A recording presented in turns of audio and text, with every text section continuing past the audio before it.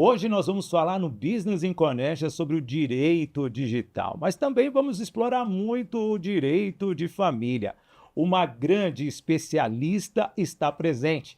Trago para você Cíndia Moraca, advogada, presidente de comissões na OAB Jabaquara, mas na verdade ela vai dar um show de jurídico a partir de agora no nosso BC.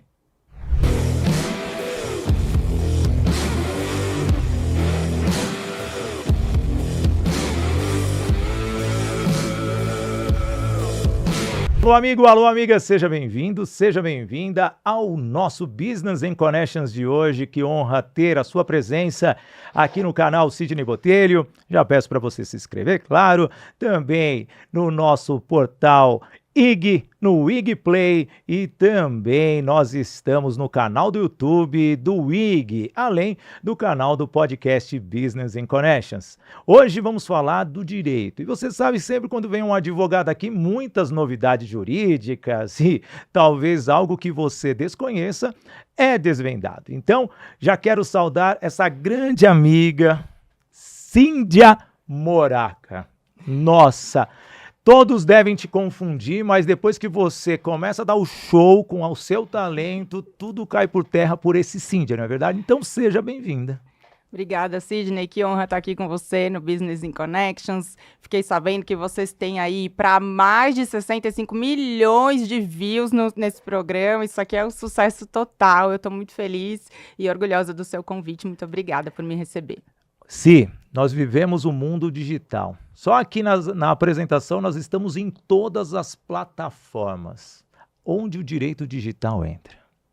O direito digital entra no nosso dia a dia 24 horas por dia, Sidney. Vivemos a era do cibridismo. Você já ouviu falar esse termo? Olha, é a primeira vez.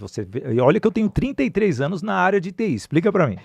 Cibridismo é a junção das duas palavras, cyber e híbrido. Então, significa que hoje a gente vive num mundo híbrido, onde o que acontece no cyber, no mundo digital, afeta o mundo que a gente ainda chama de real. Mas a verdade é que não tem mais dicotomia, é uma coisa só. O digital está 24 horas na nossa vida, somos todos cidadãos digitais. Não, e o detalhe é que muita coisa que era analógica começou pela telefonia, depois começou com justamente a automação de muitas empresas e até os bancos hoje são digitais. Como que você vê toda essa evolução nesse seu período de carreira? Esse ano eu faço 25 anos de advocacia, né? Eu atuo com direito de família desde que eu me formei, mas nos últimos 12 para 13 anos eu comecei a estudar comportamento digital. Isso porque nos meus processos de família eu comecei a usar algumas provas que vinham da internet. Eu não sou pioneira disso, eu não desvendei a roda, foi quando, para mim, isso começou. Vocês lembram de Orkut, vocês lembram de MSN, tudo isso. E aí, num dos meus processos, eu usei um print do Orkut. E ali, um print não, era um print screen, gente, não era print igual era no celular agora. Era um print é só você fazer hoje no celular, sei lá, naquela época você tinha que dar 2 comandos no teclado. Pois é, mas ali eu pensei, se eu tô tirando um print screen do Orkut da pessoa, e se alguém for olhar o meu? Aí desesperei, né? Fui olhar meu Orkut, era foto de festa, foto de praia, nada errado. Mas era um registro de tudo que estava ali do meu dia a dia, que eu não tinha pensado como é que aquilo poderia ser usado contra mim. Então, dali em diante, eu comecei a estudar uma coisa que se chama comportamento digital, que é a maneira como a gente se comporta na internet como um todo e como é que isso afeta o nosso dia a dia. E aí você citou aí alguns exemplos que justamente traduzem essa questão do mundo digital na nossa vida. Você falou de banco digital, mas você já pensou em como é que a gente se locomove hoje? Hoje é Uber, não precisa ter carro. Você não quer cozinhar? É iFood. Você quer fazer uma reunião com o seu cliente do outro lado do mundo? Você usa ali os aplicativos, Meet, Zoom, seja o que for. Antigamente, para a gente vender e comprar um carro, você lembra que tinha que assinar papel moeda aí no cartório? Agora é aplicativo do Detran. Imposto de renda, acabou de mudar, aplicativo novo, vem tudo lá já digitalizado. A nossa vida O imposto de está renda ali. era um disquete e hoje você, no No aplicativo, aplicativo, sua você já vida tem tá tudo lá. ali, ele já traz automaticamente. Você entendeu o que é o hibridismo? Não tem separação das nossas informações, da nossa vida, que a gente chama de vida real. Ai, desliga a internet, não existe mais isso. Ah, existe, porque a internet não dorme, ela é Não, 24 horas. se você desligar a sua internet da casa, tem um Wi-Fi que você consegue pegar. Então, hoje está assim. Vou fazer uma pergunta que eu acho que pode gerar algo polêmico, porque eu tenho que agradecer os nossos apoiadores, agradecer a agência Sou Digital, da Bárbara Fiuza, que cuida e administra todas as redes do grupo Sidney Botelho. Também quero agradecer a Doco Technology, CRM Bitrix 24. Você quer aumentar a produtividade, tem que registrar tudo.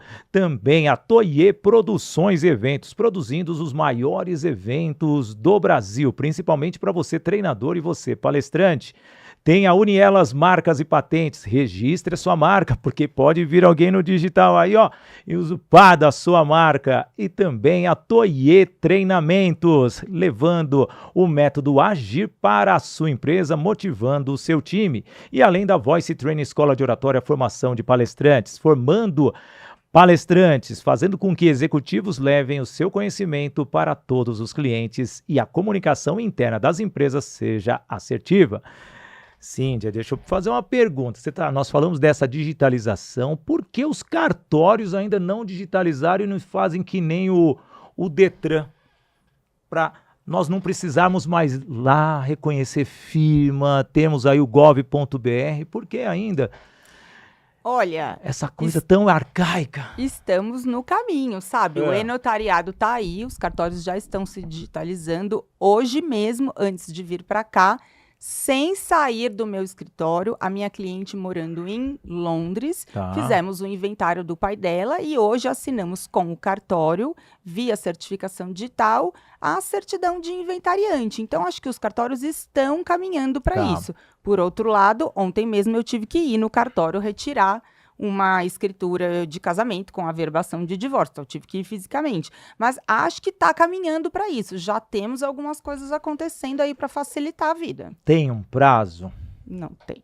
Quer dizer, aí eu também não, eu acho que não tem, mas eu não tenho essa informação. Fico devendo aqui, mas acho que não tem um prazo. Acho que ainda leva um tempo para ficar tudo digital. É muito desesperador quando você vai lá no cartório para reconhecer sua firma, você fica horas e horas e horas. Sim.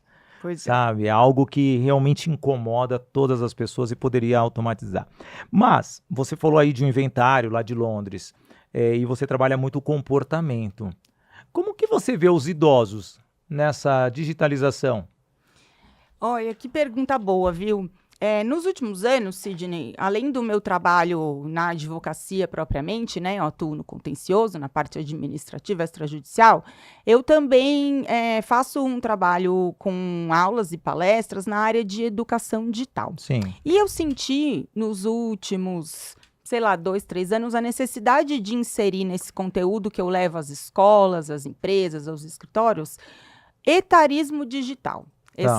Justamente essa questão da presença do idoso no mundo digital, como é que eles são vistos, como é que eles conseguem usar essas ferramentas e o que é que isso implica para essa população. A gente está falando aqui de 60 mais, né? 60 mais, 65 mais. Tem 2 dados importantes que eu queria falar. O primeiro, essa é a população que mais tem dificuldade de interpretar fake news, né? O povo que mais cai em golpe, que mais cai em notícia falsa. Mas, por outro lado, o digital trouxe um avanço para essa população, inclusive trazendo alguns prejuízos que a gente tem que analisar pela informação. Não é uma crítica, mas você sabia que o mundo digital aumentou o índice de IST, as doenças infecciosas sexuais,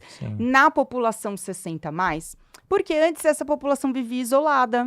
Eles não tinham quem falar. O máximo era o baile da saudade, uma vez por mês. Aqui no Piratininga, na Angélica. Isso aqui não tinha, sei lá, ia um bingo, aí proibiram o bingo. Só que o digital trouxe a comunicação, os chats, as mensagens e o romance de volta. E isso pôs essa população de novo no mundo do romance, o que é super positivo, isso faz bem para a saúde, Nossa, isso aumenta a comunicação. Só que os índices de estudos da saúde constataram que por falta de informação, porque não usam preservativo, porque não têm acesso à saúde preventiva, o índice de IST aumentou na população da terceira idade. Muito, talvez, óbvio que são estudos que trazem estatísticas, eu não tenho essa comprovação para dizer, foi por isso, mas o digital movimentou muito a vida sexual da terceira idade e causou aí esse problema que precisa ser cuidado. É a disrupção da sociedade também. Que aí nós vamos entrar num aspecto que todo esse lado comportamental mudou. Mas aí entra um ponto preocupante nesse seu comentário, que pode ter mais golpes ainda para essas pessoas. É o que mais tem. Por causa de, pessoas de má índole, né? Sim, tem aí aquele caso do, como que era, o Conquistador do Tinder na Netflix, né?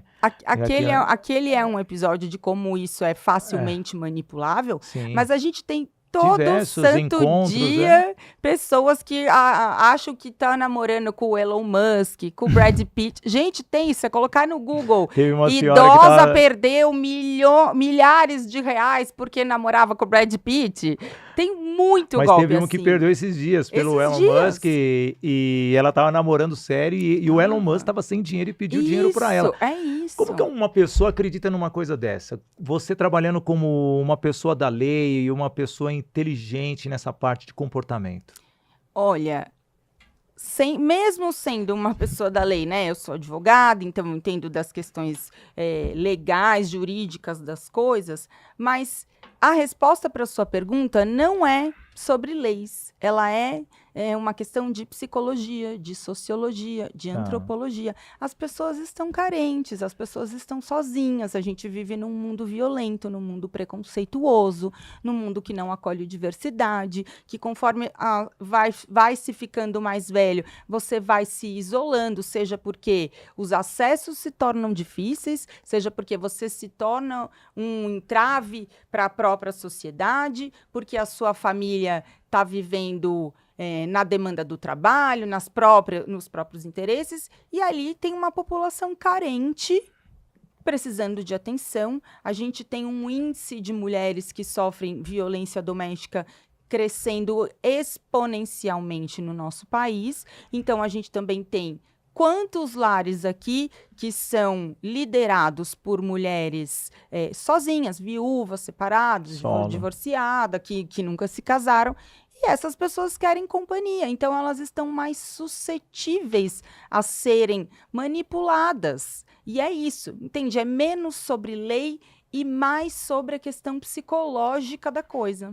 E fazer um trabalho desse governamental somente com muita publicidade, mas aí entra naquela violência, que aí cai essa pessoa que está acompanhando de 60, já está ali perto da aposentadoria ou já está aposentado, fica assistindo aqueles programas criminais, sabe? Vê aquelas matérias lúdicas e programas que muitas vezes não são instrutivos. Deixando esse lado que a gente se estenderia, mas deixaríamos o digital de lado, como que está a justiça brasileira em relação aos golpes? E, aliás, digitais, que temos diversos. Aqui, pelo menos, já correu pelo menos uns 80 mil. Em primeiro lugar, assim, né? Eu não sou criminalista. Tá. Então, assim, tem muitas coisas que estão inseridas nesse mundo dos crimes digitais que eu não avanço no meu escritório porque eu escolhi trabalhar no nicho da responsabilidade civil. Tá bom. Mas, respondendo a sua pergunta, acho a justiça brasileira despreparada, desinteressada, lenta e falta muito mecanismo, falta muito proatividade do judiciário, falta cobrar as grandes entidades, cobrar plataforma, cobrar bancos digitais. Sabe por quê? Porque está muito fácil aplicar golpe e aí você não tem o retorno do poder judiciário, do poder público, de políticas públicas e governamentais, seja em campanhas para elucidar melhor sobre golpes, seja para combater golpes, seja na eficácia de punir golpistas. Então, eu acho que estamos lascados. Eu olhando, você deve ser pesquisadora literalmente, até mesmo nas suas formações. Você já fez um estudo dos países que realmente são bem avançados nesse tema?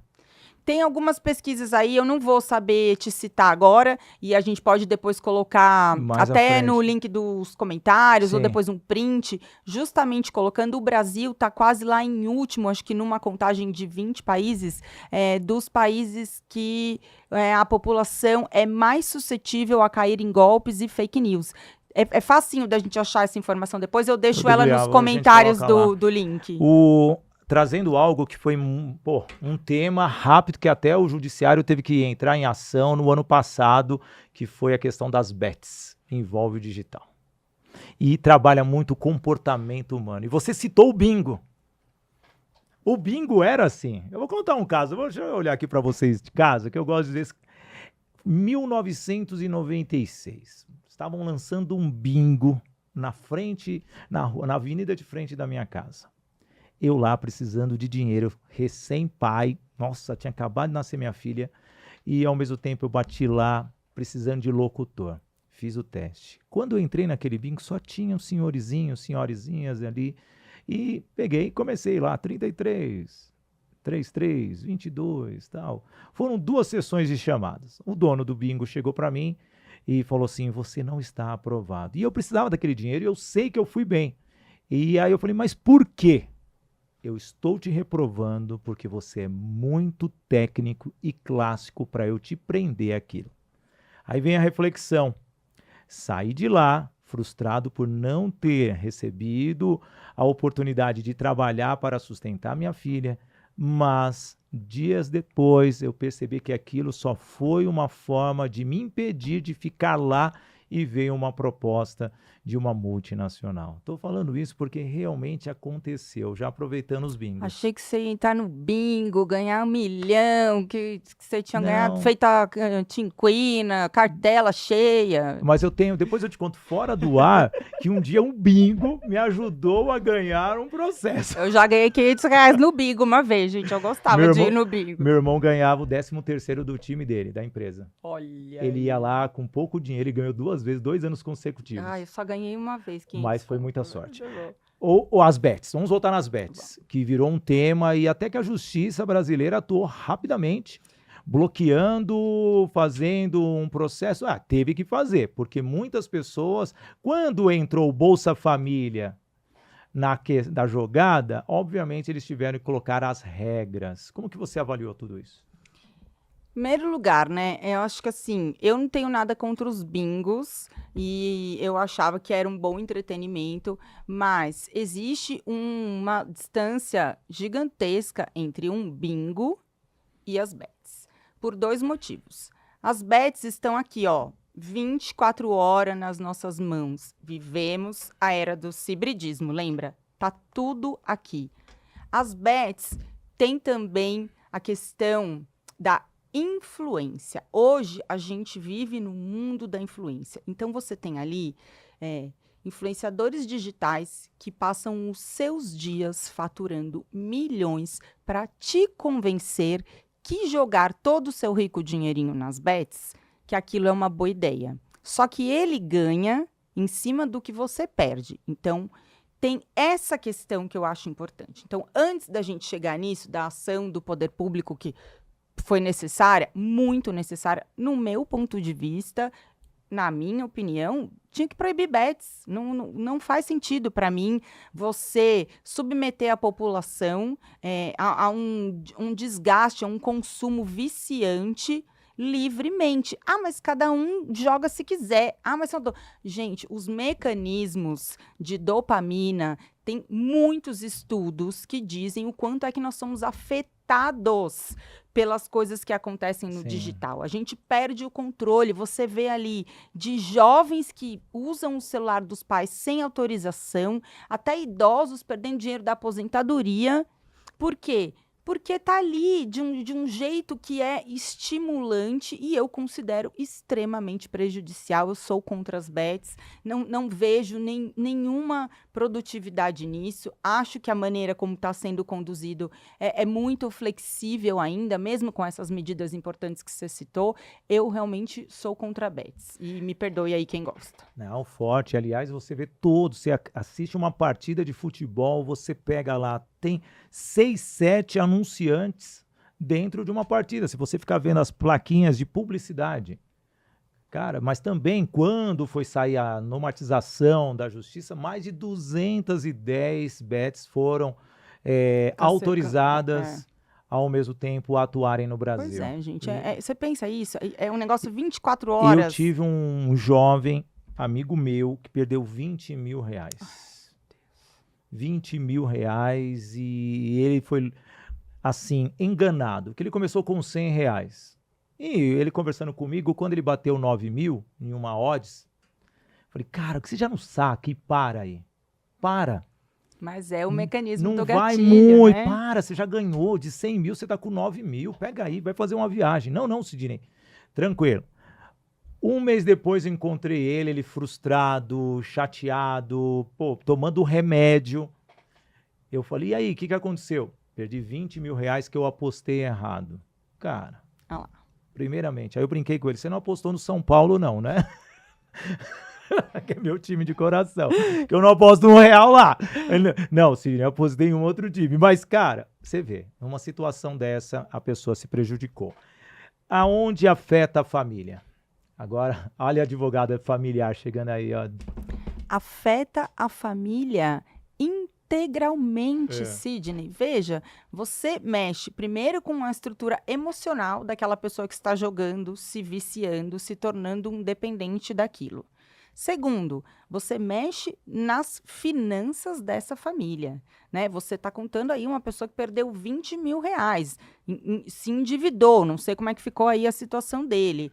Aí você afeta as relações conjugais, porque os parceiros, eles acabam vivendo um conflito por conta de um vício que é equivalente a um vício na bebida, Sim. a um vício em compras, Em drogas, entendeu? Então, assim, isso afeta a família de uma maneira que a gente não consegue nem mensurar um negócio desse. E já tem pesquisas, não sei dizer os índices, porque são pesquisas muito recentes, de como as bets vêm aumentando os índices de divórcio no Brasil. Porque fica insustentável, né? Tipo, você tá lá, sai para trabalhar o dia inteiro e o seu parceiro tá torrando o dinheiro e endividando o casal. Já tem, inclusive, decisão judicial, porque eu não sei se vocês sabem que no direito de família, quem se separa divide os bens, mas também divide as dívidas. E aí já tem decisão judicial isentando a esposa de dividir as dívidas que o ex-marido contraiu jogando nas bets. Sério isso? Tem. É um caso atípico, é um caso que ainda... Nem sei se ainda está em sede de recurso, mas decisão da primeira instância trouxe. Aí isso aí a gente bota no Google, depois eu coloco lá para vocês como é que é. Mas veja só isso, né? Porque quando você se divorcia, você tem que dividir essas dívidas, mas pensa que chega na hora do divórcio, você não tem nem ideia o que seu parceiro está fazendo. O que ele está contraindo de dívida num negocinho que ele está o dia inteiro aqui, ó. Isso aqui é uma loucura, gente. Olha, o que você está falando é algo super importante. E aí entra na pornografia. Absolutamente tudo. Que duas coisas que movimentam o digital é bets e pornografia. E no ano de 2024, bets ganhou da pornografia. Sim. Cara, é surreal isso. É surreal. E sendo... Vamos lá, você que está muito, porque você faz pesquisa, você roda as escolas, você roda as OABs, você orienta jovem. Como que está sendo essa educação do jovem em relação a isso? Porque você vê não somente aplicativos, ferramentas, oportunidades, tem sites hoje de acompanhantes. já anunciam em clubes de futebol, onde está a massa brasileira. Como que você está orientando esses jovens advogados?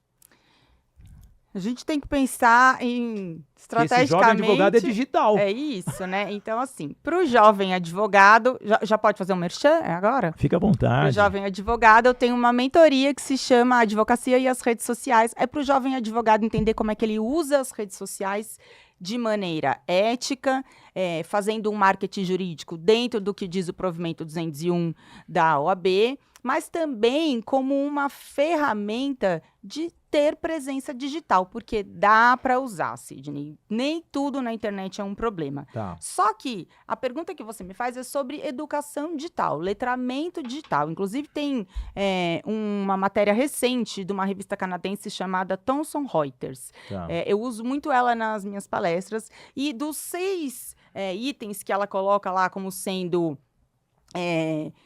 6 tópicos para a gente observar de avanço e de mudanças na advocacia para o ano de 2025, um deles se chama letramento digital, Tá. que é a educação digital.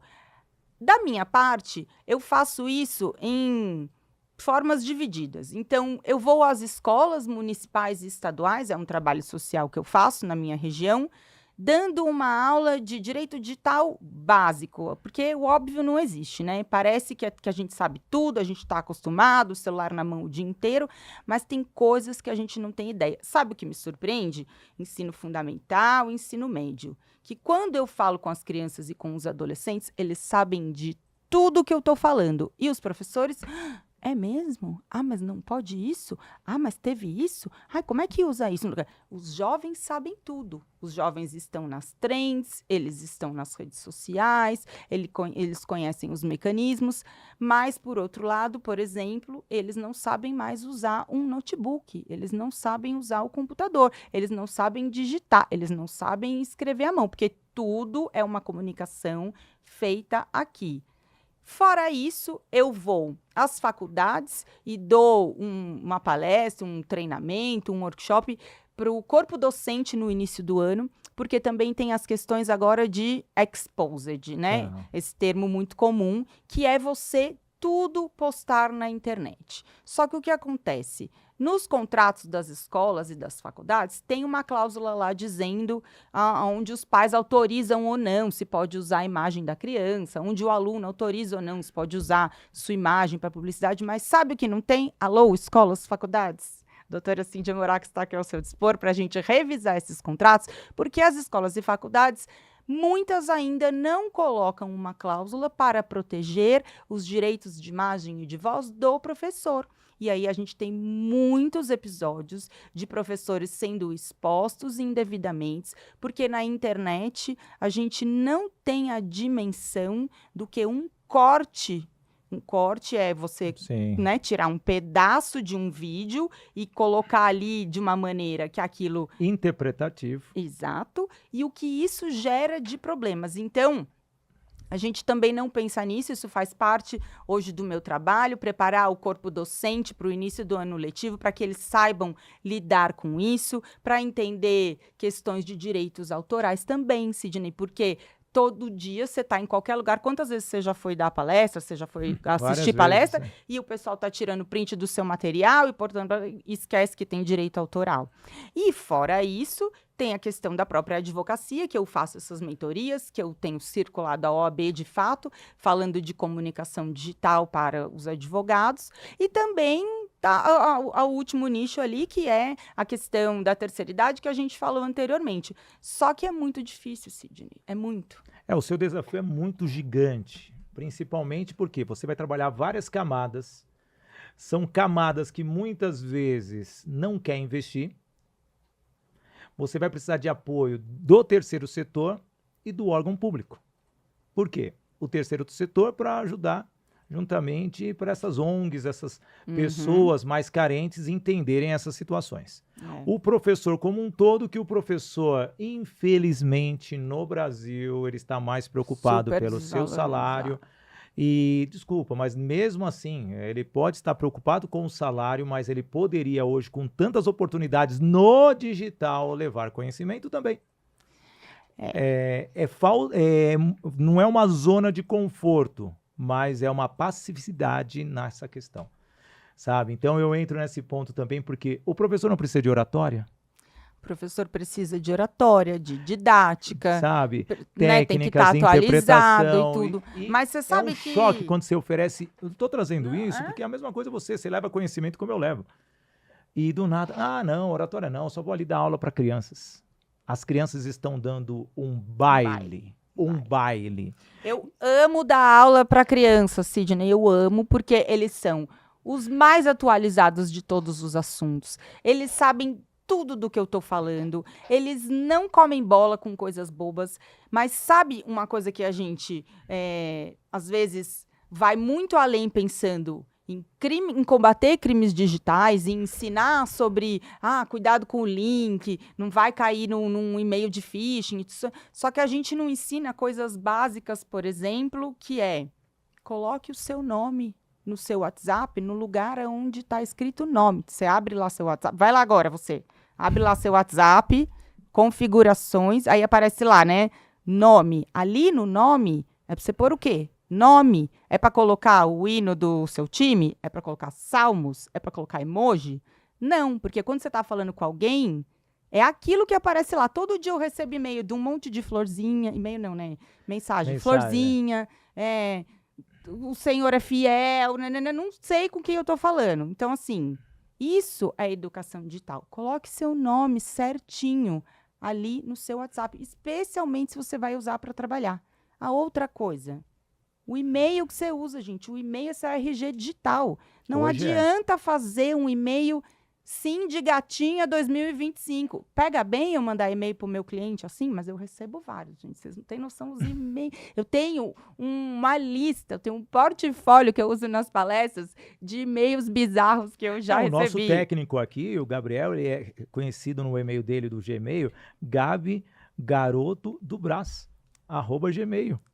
Achei bonito. Registra essa marca, Gabi Garoto do Brasa, né? Ó, vamos ver se alguém vai mandar esse e-mail pro Gabi. Vamos mandar esse e-mail pro Gabi, gente. Olha lá, achei bonito. Mas a gente ri porque é muito divertido. Mas, gente, eu tenho colegas advogados que mandam um e-mail e vem assim, doutortiti, @, nananã.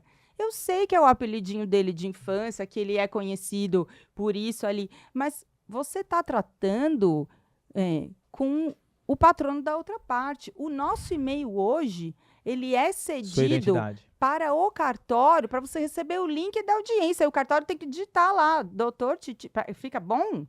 E-mail, seu RG digital. Mas Cíndia, eu não tinha outro, porque meu nome é José da Silva. José.da Silva.josé. Inventa um e-mail legível, audível e digital. Né? Sensacional. E olha só, deixa eu falar. Nossa, como tá gostoso esse bate-papo hoje. Vamos falar da Voice Training, Escola de Oratória, Formação de Palestrantes? Isso mesmo. Olha só, QR Code na tela. Olha, você vê como a Cíndia Moraca fala bem. Ela é advogada, ela é palestrante, ela é pesquisadora. Com certeza, ela aprimorou a comunicação. Ou seja, para você palestrar, para você fazer boas negociações, para você ter uma oratória perfeita, você precisa ter técnicas. E o COP serve para isso. Comunicação, oratória, palestra e interpretação. É o treinamento da Voice Training para você. Então, você que quer ser palestrante, você quer ser treinador, QR Code na tela para você marcar uma sessão experimental para aprender técnicas que vão fazer você faturar muito com o seu conhecimento. Voice Training, uma forma nova de se comunicar. Cíndia, tema do filme da série Adolescência, Netflix. Você assistiu? Vocês assistiram? Eu assisti meio... Quantas vezes? Eu assisti meio picado, eu assisti meio pulando, porque eu achei pesadíssimo. Eu sou uma pessoa emocionalmente que se abala fácil. Uma série pesada, uma série muito importante, porque o jovem está cada dia mais sujeito a influências do mundo digital e a gente não sabe o que estamos construindo aí para nossos adolescentes. Sidney, que série difícil. Eu assisti a série, psicologicamente é forte demais. Eu trabalho comportamento humano, sou avô, sou pai, já meus filhos já são adultos, mesmo com 48 anos, então eu sempre tive essa presença digital, principalmente por causa das minhas carreiras. Mas quando eu vi a comunicação daqueles jovens, eu vou dizer para vocês, pais, e olha que eu vivo o mundo de rádio, TV e internet há 27 anos. Cara, é tudo novo. Você, pai, se você não estiver presente. Eu vou trazer aqui um exemplo. Teve a festa debutante da minha sobrinha. Num almoço para definir o roteiro, a gente estava ali. E ela me contou todos os gêneros que nós temos hoje, de sexualidade, gêneros homem, mulher, trans. Ela me contou todos, que nem na palestra da doutora Carol eu consegui decorar tudo. Então, nós estamos falando de uma jovem de 15 anos. Isso é o básico, fora as mensagens, que elas são abreviadas. Como que você está vendo isso? Duas coisas para eu pontuar aqui importantes sobre isso que você falou, porque é realmente assustador. Primeiro é que a gente acaba que pensa no digital, na presença do jovem no digital, muito de uma maneira, às vezes, superficial, sempre ou proibitiva ou muito permissiva, né? E aí o que acontece é que a gente tem que pensar em termos estratégicos. Esses jovens estão sendo doutrinados por outras pessoas que não mais os próprios pais, né? Os pais hoje têm carga de trabalho, muitos têm 2, 3 turnos para cumprir, é o trânsito, é a própria saúde mental dos pais, que já não tem aquela questão diária do cuidado com essas crianças. Então, elas estão muito sujeitas às telas o tempo inteiro, ao ponto de que foi aí recentemente sancionada a lei que retirou os celulares da escola. Você concorda? Concordo. Fui resistente quando li o projeto de lei. Falei, imagina, mas celular é ferramenta. Quando a população não tem mais controle da negatividade de um comportamento, é obrigação do poder público agir, e acho que agiu corretamente, porque em 3 meses, Sidney, as crianças voltaram a socializar, voltaram a desenhar, voltaram a fazer brincadeiras lúdicas, a descobrir livros, entende? Então, assim, acho justo. Mas, por exemplo, você citou a série Adolescência, e eu queria citar a série Nenhum de Nós Está Mentindo, da Netflix, 1ª temporada. Tá. Eu queria que vocês, pais, tenham paciência, porque é uma série de adolescentes. Então, o começo parece um pouquinho cansativo e tudo, mas eu queria que vocês prestassem atenção num detalhe. Nesta série, um crime foi cometido. E eu queria que vocês observassem onde foi planejado e por quê. Não darei spoiler, vocês vão ter que assistir. Ali, responde absolutamente a sua pergunta sobre o que eu vejo dos jovens inseridos nesse mundo digital.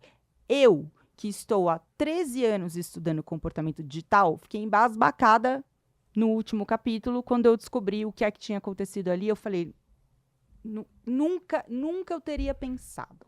E a outra coisa que eu falei, que queria citar, é um comportamento chamado grooming, que eu acho que vocês já devem ter ouvido esse termo, que é o aliciamento de menores nas redes sociais. Tanto para milícias de pedofilia, que eu acho que certamente é um negócio mais grave, mas para diversos outros golpes, né? Esses bandidos digitais fazem esse grooming de modo que, às vezes, eles pegam os dados do cartão de crédito dos pais da criança, eles pegam o endereço. Tem um caso de 2018 de Santa Catarina, em que um bando sequestrou uma criança com base exclusivamente no que a família postava no Facebook. Então, a família postava a criança indo para a escola, quem ia buscar, quem ia levar. E os bandidos falaram assim, a gente nem saiu de casa, a gente ficou acompanhando aqui o Facebook, chegamos lá, sequestramos uma criança, pedimos resgate. Deu tudo certo, a criança foi recuperada. Mas vocês entendem que... Então, eu falei de como os jovens estão soltos, eu falei do grooming, que é o aliciamento, mas eu destaco o sharing. Tá. Essas palavras em inglês, gente, infelizmente, a gente não tem termos bons em português para traduzir isso, e elas acabam que circulam nas redes dessa maneira, então eu repito aqui, mas o sharing é a junção de duas palavras, share, compartilhar, e parenting, parentalidade. Então, o excesso de exposição dos seus próprios filhos nas redes que os tornam vítimas de N coisas.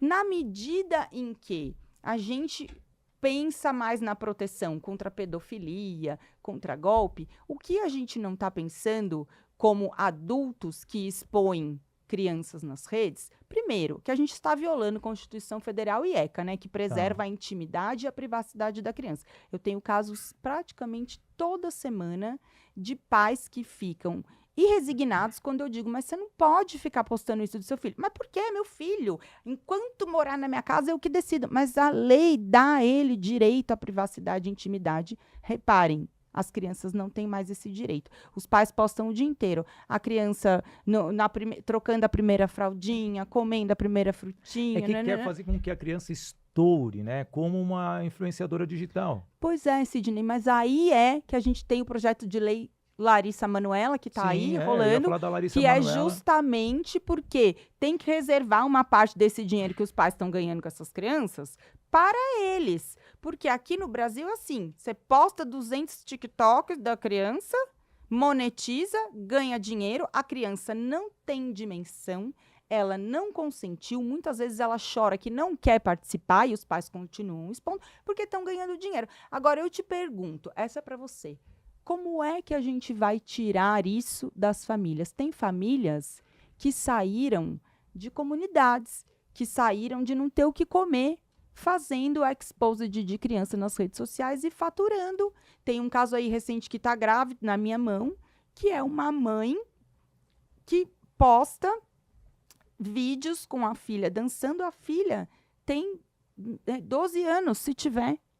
Entende? É uma exposição que eu considero doentia, perigosa. E dependendo das danças, expõe a menina sexualmente.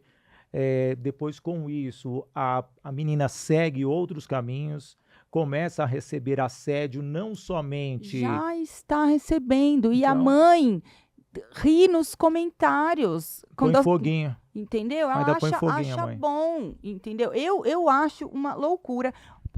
Compartilhei ontem Aconteceu isso lá no passado com a exposição de uma MC, né? MC Mirella, eu acho, se eu não me engano. Sim, até hoje esse caso repercute aí. A menina tinha 12, 13 anos, acho que hoje ela já é maior de idade, mas na época a sensualidade era muito complexa. E entrando num pouco de comportamento, e o jovem hoje, eu vejo que a sua opinião é forte, adora um funk. E aí? E a sua opinião dos pancadões? Vai, uma MC pipoquinha da vida. Olha só, né? Durante hoje tá polêmico o programa. Vocês viram, né, gente? O Sidney não me falou qual que era a pauta, não me deu uma palhinha das bombas que ele ia jogar pra mim. Eu tenho que me virar aqui, viu? Só que... E eu não tô respaldado judicialmente. Olha eu deixando aqui o rastro digital das minhas opiniões. Mas veja bem, então, só do que você comentou aí. Eu, por alguns anos, presidi a Comissão de Direito das Artes da OAB São Paulo e, embora fosse muito preconceituosa, estudei a questão do funk e entendi o funk como sendo uma cultura popular. Tá. E que também, de uma maneira muito difícil de lidar para mim, fui capaz de perceber ao longo dos anos que essa linguagem sexual do tipo musical funk, ela parece hoje muito ostensiva e violenta, mas a gente sempre teve isso na música popular brasileira numa outra linguagem. Então eu fui perdendo meu preconceito. Eu consumo, eu vou em show, não é meu perfil, mas eu me divirto com as trends, tem musiquinha que eu acho gostosinha. Dito isso, MC Pipoquinha, eu sou absolutamente contra. Aquilo, para mim, é um show de conteúdo sexual. Sim. Aquilo não é sobre funk, entende? E aquilo está influenciando crianças e adolescentes de uma maneira que eu considero doida, tá? E é nova. Você trouxe um tema aí muito interessante, né? A comparação das músicas antigas, né? A minha filha chegou, pai, você critica de eu ouvir o funk, mas você cantava a música Garagem da Vizinha lá atrás. E eu estava acompanhando essa música, que minha filha é relações públicas, né? 29 anos, já é uma mulher, né? Então, polêmica, nossa, ativista feminina, nossa, demais, minha filha. E ela começou, e o tchan? Segura o tchan, pai. Amarre o Quem tchan. não dançou a dança da manivela, quem não Exato. dançou é o tchan, não Eu viveu. falei, filha, mas você queria ser a Carla Pérez no Gugu. Deus me livre. Não são essas situações. Se, Mas peraí, ah, só vamos completar esse raciocínio, porque era justamente sobre isso. Então, assim, não é o funk que traz esse nível essa de exposição. sexualização. A música popular brasileira sempre trouxe isso. Só que estamos aqui falando do digital.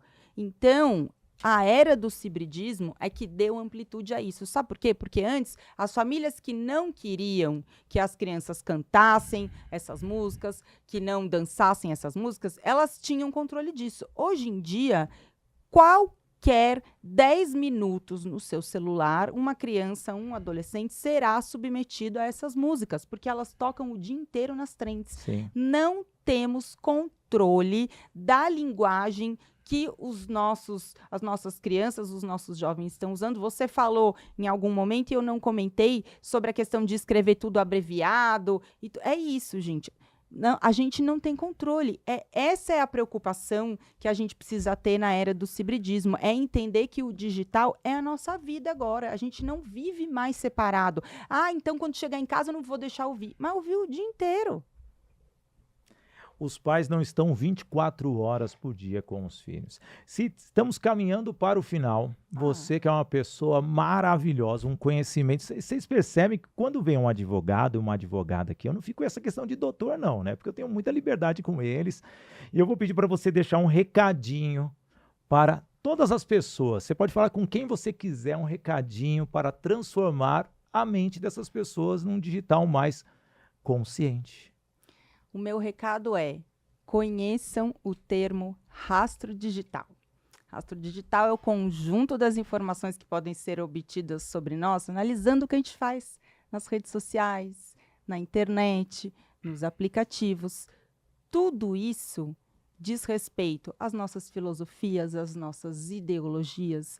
Tudo isso deixa registros que vão ser usados ao nosso favor e contra nós. O nosso comportamento digital hoje é importante para você ser contratado, mas também pode fazer você ser demitido. E mais do que isso, tudo que a gente está acumulando de informações digital constroem a nossa reputação digital e serão a nossa herança digital. Você já planejou o que fazer com as suas redes sociais se amanhã você não estiver mais aqui? Alguém da família apaga. Não apaga não, porque as plataformas não permitem, só com pedido judicial. Mas você já pensou que a sua família pode, então, entrar na justiça, pedir para pegar lá, quero pegar as fotos que ela deixou no Facebook. Mas no Facebook, quantas conversas que você tem com estranhos que a sua família não conhece, talvez conversas íntimas? Então lembre-se, estamos deixando um rastro digital. Tudo que a gente come está registrado lá no iFood. Você já pensou que daqui em diante o plano de saúde pode não querer aceitar você como cliente, porque fala, olha a alimentação dessa pessoa, isso aqui vai morrer de diabetes e hipertensão.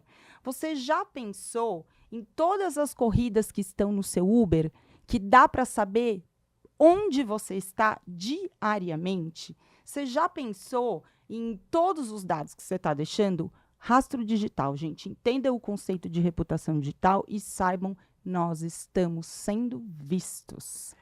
Que aula! E, aliás, só completando, por que o Spotify coloca as músicas que você mais ouviu no final do ano. E por que o iFood não coloca ali os restaurantes o seu pedido? Alguma coisa tem. Doutora Cíndia Moraca, muito obrigado pela sua participação aqui no nosso Business in Connections. Eu teria aqui pelo menos umas 2 horas, seria aquele podcast de 2, 3 horas, mas as agendas não permitem tanto tempo, então seria praticamente uma convenção.